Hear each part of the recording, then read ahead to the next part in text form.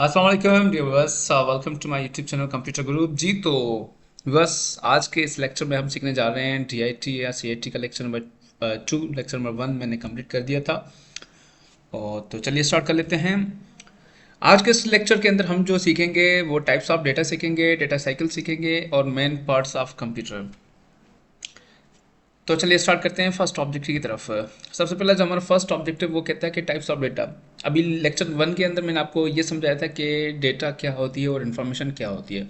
अभी यहाँ पे हम डिस्कस करेंगे टाइप्स ऑफ डेटा।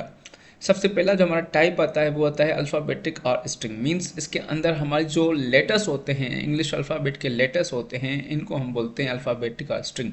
यानी ए से लेके जेड तक जो भी लेटर्स हैं ये एक डेटा का टाइप है। Means A B C to z. And symbols. Symbols यानी जो हमारी निशानियाँ होती हैं, like as plus minus backward slash at the rate hash dollar sign है परसेंटेज स्लैश परसेंटेज साइन उसके बाद फॉरवर्ड स्लैश है ETC। जो भी हमारे पास सिंबल्स यूज होती हैं ये भी एक डेटा का टाइप है। मीन्स सिंबल्स अल्फ़ाबेटिक ये दोनों डेटा के टाइप है। नंबर 3 पे आता है न्यूमरिक। Numeric means numbers. जैसे कि हमारे पास नंबर्स होते हैं 0 से लेकर 9 तक, तो ये भी हमारे डेटा का एक टाइप कहलाता है। उसके बाद आता है हमारे पास अल्फा न्यूमरिक। अल्फा न्यूमरिक का कॉन्सेप्ट क्या आता है? अल्फा न्यूमरिक में क्या होता है कि जिसके अंदर अल्फ़ाबेट भी हो और जिसके अंदर नंबर्स भी हो। जैसे कि आपके सामने एक 1 to 5 बाई का नंबर है P_I-CG 1 to 5, यानी इसके अंदर हमारे इंग्लिश के लेटर्स भी इस्तेमाल है, यानी अल्फ़ाबेट भी इस्तेमाल है और नंबर्स भी इस्तेमाल है।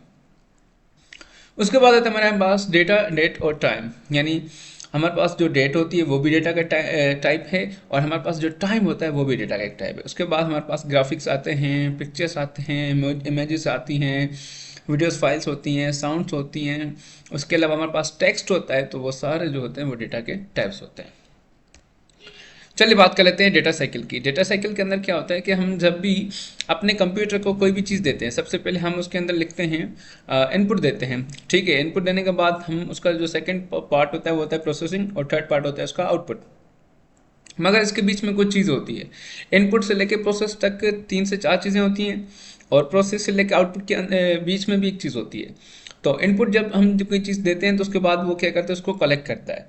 कलेक्ट करने के बाद उसको करता है ऑर्गेनाइज, उसके बाद उसको करता है वेरिफिकेशन, उसके बाद उसको करता है डीकोड, उसके बाद प्रोसेसिंग, उसके बाद कैलकुलेटिंग और उसके बाद हमें देता है आउटपुट। इसका मैं सिंपल आपको मिसाल ये दे दूँ।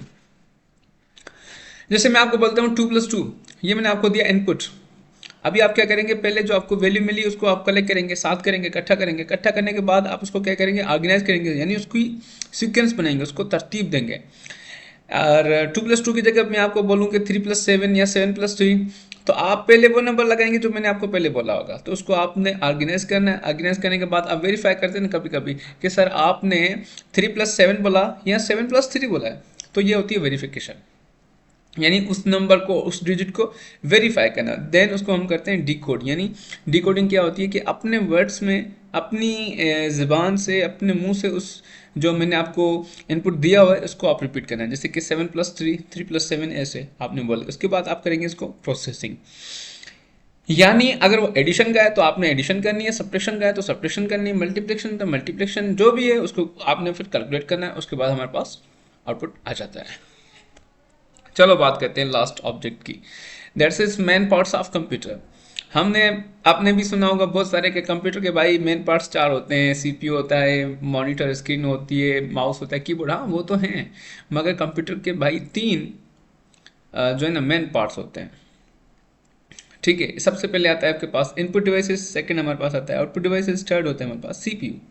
अब इनपुट डिवाइसेस में आपकी कई चीज़ें आ जाती हैं, जैसे कि आपका कीबोर्ड, माउस, ये इनपुट डिवाइसेस में आती हैं। आउटपुट में आपका अपना स्क्रीन आ जाती है और CPU में आपका पूरा CPU आ जाता है। तो आगे हम डीपली इनपुट डिवाइसेस को और आउटपुट डिवाइसेस को और CPU को डिस्कस करेंगे। तो आगे लेक्चर्स हैं, तो मिलते हैं नेक्स्ट वीडियो में। आज का लेक्चर यहीं तक था। उम्मीद है आपको समझ आ गया होगा। थैंक यू सो मच, लगे रहें वीडियो के साथ। अल्लाह हाफिज़।